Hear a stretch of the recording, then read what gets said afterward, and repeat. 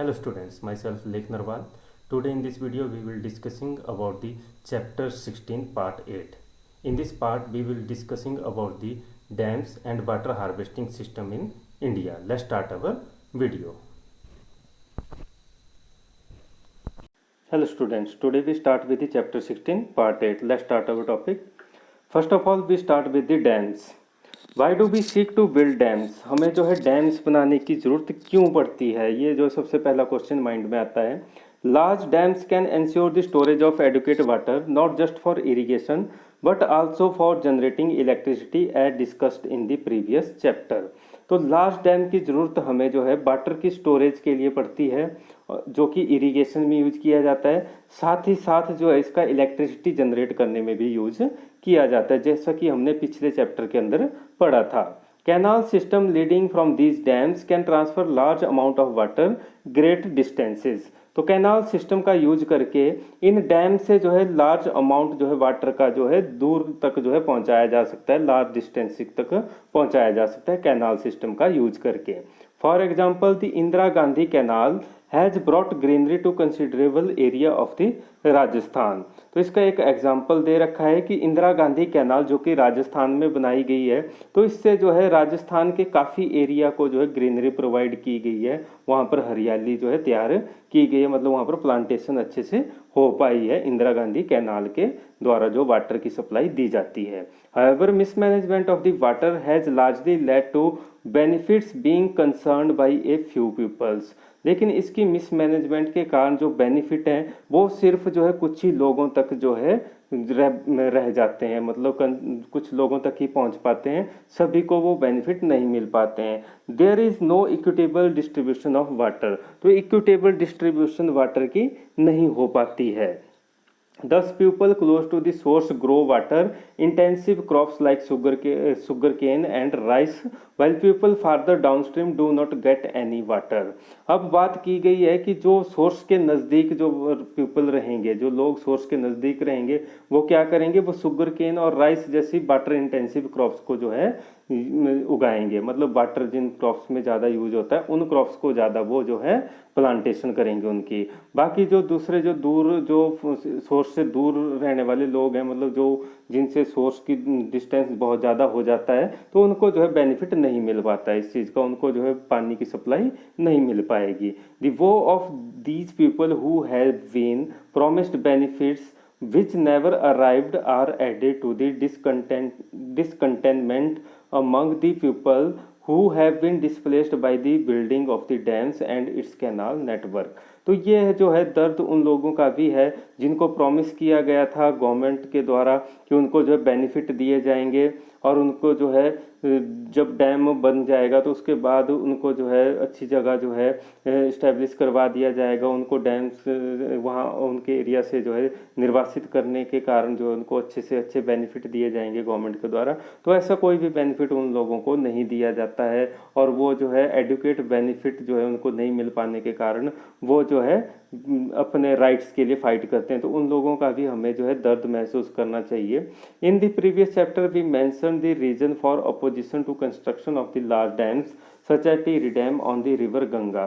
तो previous chapter में हमने पढ़ा था कि किस तरीके से जो है लार्ज डैम्स का जो है अपोजिशन किया जाता है लोगों के द्वारा, किस तरीके से उनका विरोध किया जाता है। इसका एग्जाम्पल टिहरी डैम है जो गंगा रिवर के ऊपर बनाया गया है। You must have read about the protest by the Narmada बचाओ आंदोलन।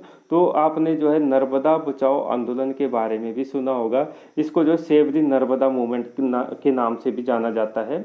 About raising the height of the Sardar Sarovar dam on the river Narmada. तो ये जो मूवमेंट थी ये चलाई गई थी कि सरदार सरोवर डैम जो है उसकी हाइट जो है नर्मदा रिवर के ऊपर जो है बढ़ाई गई थी, ताकि जो है वाटर की एक्स्ट्रा स्टोरेज की जा सके। तो इस डैम का भी जो है सरदार सरोवर डैम का भी जो विरोध किया गया लोगों के द्वारा, क्योंकि उसके कारण भी जो है बहुत सारी पॉपुलेशन को डिस्प्लेस कर दिया गया उनकी नेटिव प्लेस से।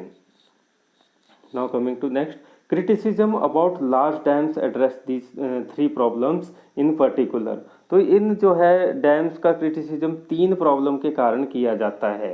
ये तीन प्रॉब्लम है। Social problem because they displace large number of the peasants and tribal without adequate compensation और रिहेबिलिटाइजेशन। तो सबसे पहला है सोशल प्रॉब्लम की लार्ज जो है नंबर में जो है किसानों को और ट्राइबल जो लोग हैं उनको जो है बिना किसी एडिक्वेट कंपेंसेशन के और रिहेबिलिटाइजेशन के वहाँ से जो है उठा दिया जाता है, उनके जो है घरों से और उनकी ज़मीन जायदाद से उनको अलग कर दिया जाता है और दूसरी जगह उनको भेज दिया जाता है। तो उनको कोई भी ऐसा जो एडिक्वेट कंपेंसेशन नहीं दिया जाता है गवर्नमेंट के द्वारा जिससे वो उसकी भरपाई कर सकें। सेकंड है economic problem because they swallow up huge amount of public money without the generation of the proportionate benefit. तो इकोनॉमिक प्रॉब्लम भी इसमें जो है मेन प्रॉब्लम है, क्योंकि जो है पब्लिक मनी का ही यूज इन डैम्स को बनाने के लिए यूज किया जाता है, क्योंकि इन डैम्स को बनाने के लिए लार्ज अमाउंट ऑफ मनी चाहिए और वो जो पब्लिक मनी से ही मनी का ही यूज किया जाता है इन डैम्स को बनाने के लिए।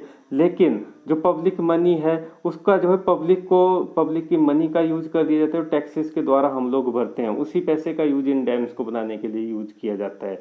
लेकिन जो है प्रोपोर्शनेट बेनिफिट जो लोगों को मिलने चाहिए तो वो उस तरीके के बेनिफिट लोगों को नहीं मिल पाते हैं। तो ये भी मेजर इसका जो है एक जो है कारण है कि जो डैम्स हैं उनकी जो है अपोजिशन की जाती है, उनका विरोध किया जाता है। थर्ड है environmental problem because they contribute enormously to deforestation and the loss of biological diversity. तो एनवायरमेंटल प्रॉब्लम भी इससे क्योज होती हैं, जो लार्ज डैम्स बनाए जाते हैं, लार्ज एरिया को खाली कर दिया जाता है, उसमें जो पानी भर दिया जाता है, तो मतलब वहाँ पर रहने वाले लोगों को तो उठा दिया जाता है, लेकिन वहाँ पर जितनी वेजिटेशन होती है वो ख़त्म हो जाती है, जितने भी वहाँ पर जंगली जानवर वगैरह होते हैं फॉरेस्ट के अंदर तो वो भी जो है ख़त्म हो जाते हैं। तो इसके कारण जो है बहुत ज़्यादा जो है बायोडाइवर्सिटी को भी उससे नुकसान होता है। तो ये तीन मेजर प्रॉब्लम है, सोशल प्रॉब्लम, इकोनॉमिक प्रॉब्लम और एनवायरमेंटल प्रॉब्लम, जो इसके कारण क्यूज होती हैं। The people who have been displaced by various development projects are largely poor tribal who do not get any benefit from these projects and are alienated from their land and forest without adequate compensation. तो जो people जो है, जो लोग वहाँ से जो है डिस्प्लेस किए जाते हैं ये डैम्स को बनाने के लिए, तो ये लोग ज़्यादातर कैसे होते हैं, पुअर ट्राइबल लोग होते हैं। तो मतलब जो जनजाति लोग होते हैं, गरीब जो जनजातीय लोग होते हैं, तो उनको जो है वहाँ से जो है निर्वासित किया जाता है उनके जो है एरिया से, जंगलों से, और उन प्रोजेक्ट को बनाने के लिए उनके ऊपर सबसे ज़्यादा इफेक्ट पड़ता है। और ना ही उनको जो है इससे जो है एडुकेट कंपेंसेशन दिया जाता है गवर्नमेंट के द्वारा। लैंड और फॉरेस्ट उनसे छीन लिए जाएंगे और जो है उनको कोई इतना ज़्यादा अच्छा कंपेंसेशन जिसको हम बोल सकें कि वो अपनी लाइफ अच्छे से जी सकें, कहीं रहने के लिए घर बना सकें, तो उस तरीके का कंपेंसेशन गवर्नमेंट के द्वारा उनको नहीं दिया जाता। इसलिए भी इसका जो है सबसे ज़्यादा जो है अपोजिशन रहता है। दी Hostilities of the Tawa Dam built in the 1970 are still fighting for benefit they were promised। तो जो तावा डैम के बनने के दौरान जो है 1970 में ये डैम बना था, तो वहाँ से जो निर्वासित किए गए थे लोग, तो वो अभी भी अपने राइट के लिए जो है फाइट कर रहे हैं, जो उनको प्रॉमिस किए गए थे कि ये बेनिफिट उनको दिए जाएंगे, तो वो अभी तक उनको नहीं मिले हैं और वो उसके लिए अभी भी गवर्नमेंट के साथ जो है फाइट कर रहे हैं। Now coming to next is one of the most important topic water harvesting. तो ये जो बहुत इंपॉर्टेंट टॉपिक है, क्योंकि आजकल के सिनारियों में, आजकल का जो टाइम है, तो हर एक कंट्री, हर जगह जो है, हर स्टेट जो है वाटर जो है शॉर्टेज से जो है, वाटर की शॉर्टेज से की जो प्रॉब्लम है उससे जूझ रही है। तो इसमें वाटर हार्वेस्टिंग एक इम्पॉर्टेंट रोल प्ले कर सकता है। Watershed management emphasis scientific soil and water conservation in order to increase the biomass production. तो वाटरशेड मैनेजमेंट जो है ये इसका मेन फोकस रहता है कि सॉइल और वाटर की कंजर्वेशन की जाए साइंटिफिक मेथड का यूज करके, in order to increase the biomass production. और जब हम जो है सॉइल और वाटर को कंजर्व कर लेंगे तो उसके कारण क्या होगा, ऑटोमेटिकली जो है बायोमास की प्रोडक्शन भी इंक्रीज हो जाएगी, मतलब प्लांट्स और एनिमल की प्रोडक्शन भी बढ़ जाएगी। The aim is to develop primary sources of land and water. तो इसका मेन एम रहता है कि जो प्राइमरी सोर्सेज है, प्राइमरी सोर्सेज में आ गए हमारे लैंड एंड वाटर, तो land and water primary sources, तो उनको डेवलप किया जाए टू प्रोड्यूस सेकेंडरी सोर्सेज। और जब लैंड और वाटर प्राइमरी सोर्सेज जब डेवलप हो जाएंगे हमारे, तो जो सेकेंडरी सोर्सेज हैं प्लांट और एनिमल्स है सेकेंडरी सोर्सेज, तो वो भी ऑटोमेटिकली जो है प्रोड्यूस हो जाएंगे for use in a manner which will not cause ecological imbalance. तो इन दोनों जो है प्राइमरी सोर्सेज और सेकेंडरी सोर्सेज का इस तरीके से यूज किया जाएगा कि इससे जो है इकोलॉजिकल इम्बेलेंस हमारे एनवायरनमेंट में क्यूज नहीं होगा।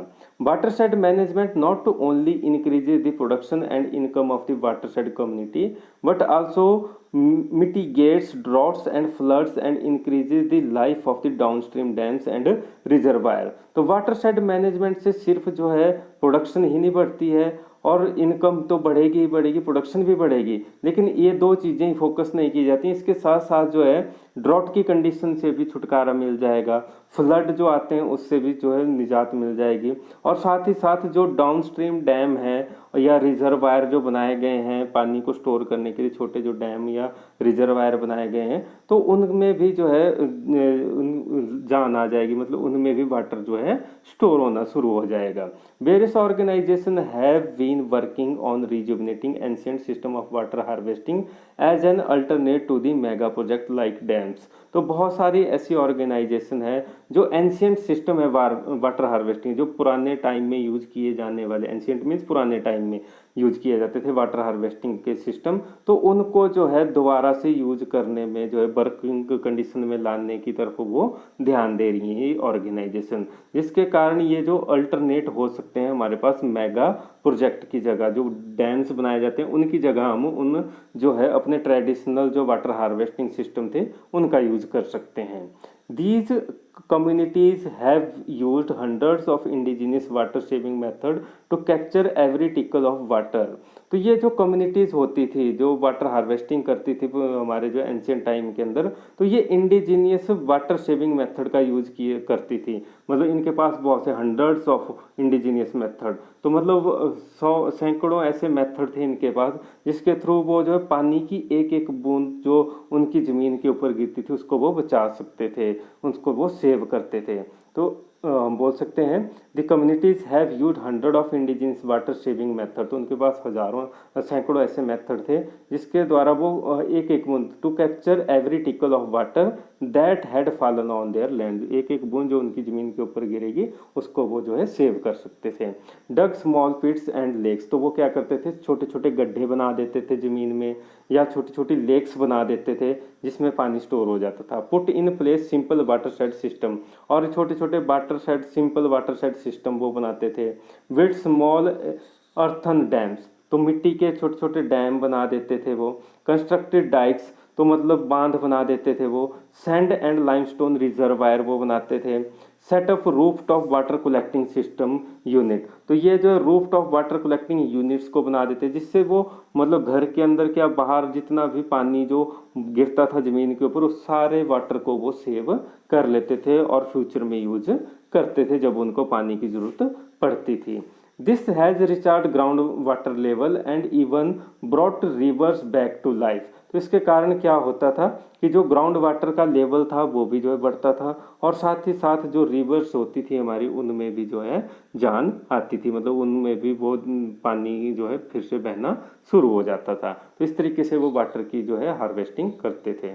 Now water harvesting is an old age concept in India.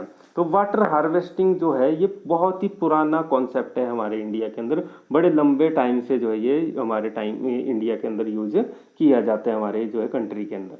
खादिन्स, tanks and नादिन्स इन राजस्थान, तो खादिन्स, टैंक्स और नादिन्स ये जो है राजस्थान के अंदर यूज किया जाता था।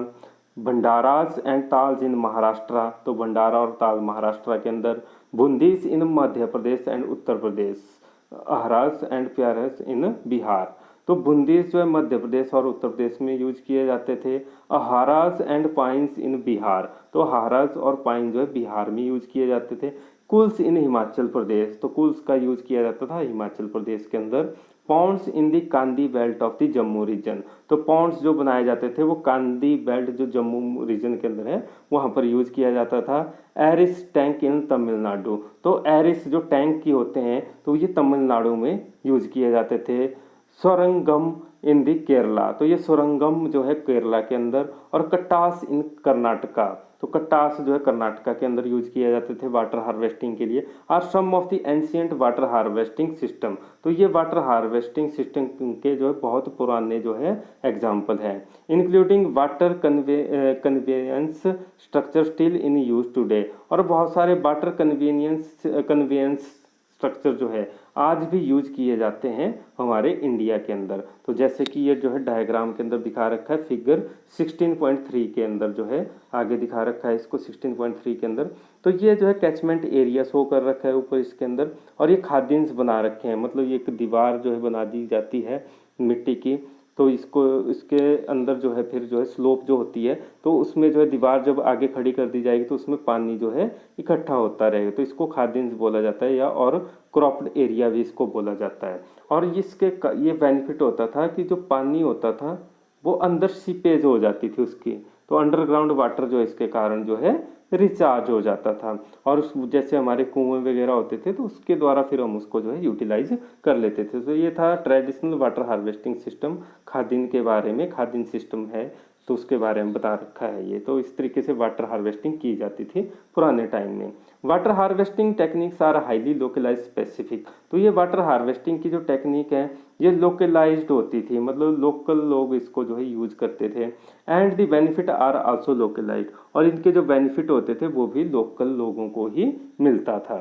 Giving people control over their local water resources ensure that mismanagement and over exploitation of these resources is reduced और रिमूव्ड। तो इसके giving people control over their local water resources, तो लोगों का ही कंट्रोल रहता था, जो लोकल पीपल रहते थे उनका ही कंट्रोल रहता था वाटर रिसोर्सेज के ऊपर, और वही ये चीज़ इंश्योर करते थे कि किस तरीके से जो है मिसमैनेजमेंट जो है या जो ओवर एक्सप्लॉयटेशन है इन रिसोर्सेज की उसको जो है कम किया जाए, रिड्यूस किया जाए या फिर रिमूव किया जाए। नाउ कमिंग टू नेक्स्ट, तो नेक्स्ट में हमने ये डायग्राम हमने देख ली थी खाद्यांश के बारे में। Now next is in largely level terrain the water harvesting structure are mainly crescent shaped earthen embankments or low straight concrete and rubble check dams built across the seasonally flooded gullies। अब ये बात की गई है कि जो seasonally flooded गलीज हुआ करती थी, जो प्लेन एरिया है हमारे, तो वहाँ पर क्या किया जाता था, जब ये सीजनली फ्लडेड गलीज होती थी जहाँ पर जो है पानी का बहाव जो है बरसात के टाइम में ज़्यादा रहता था, तो वहाँ पर छोटे छोटे चेक डैम्स जो है बना दिए जाते थे कंक्रीट और रुबल के द्वारा। तो उसके कारण क्या होता था कि इसके कारण जो है वो पानी जो है वहाँ पर जो है इकट्ठा हो जाता था। तो ये जो छोटे छोटे चेक डैम्स होते थे तो वो भी जो है अंडरग्राउंड वाटर की जो है रिचार्जिंग में हेल्प करते थे, और साथ ही साथ जो वाटर जो स्टोर हो जाता था उसको जो है यूज कर सकते थे अपने छोटे मोटे कामों के लिए, इरिगेशन वगैरह के पर्पजेज के लिए। तो ये जो है यूज किए जाते थे ओल्ड टाइम से, स्मॉल चेक डैम बना के जो है अपने जो है जहाँ पर पानी का बहाव ज़्यादा रहता था वहाँ पर सीजन के दौरान।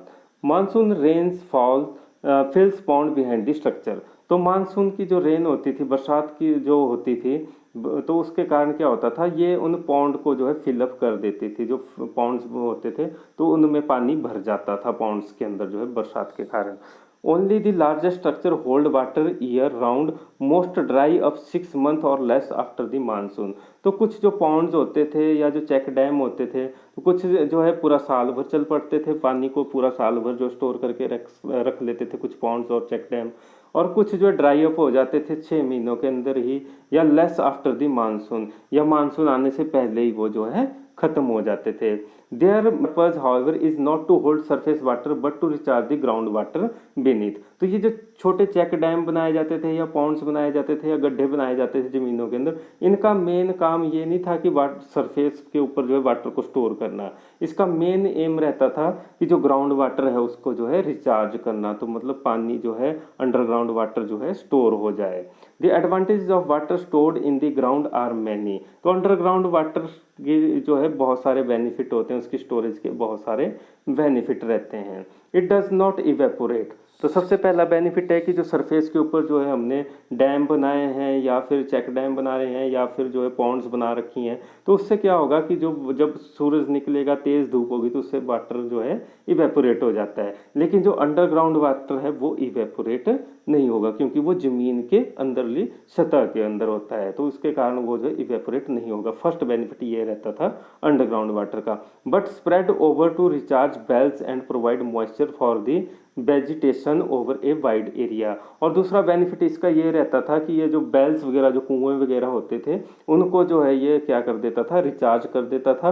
और साथ ही साथ ये मॉइस्चर प्रोवाइड करता था, जो हमारी वेजिटेशन होती थी लार्ज एरिया के अंदर, जितने प्लांट्स वगैरह होते थे, उनको उससे जो है वाटर की सप्लाई मिलती रहती थी।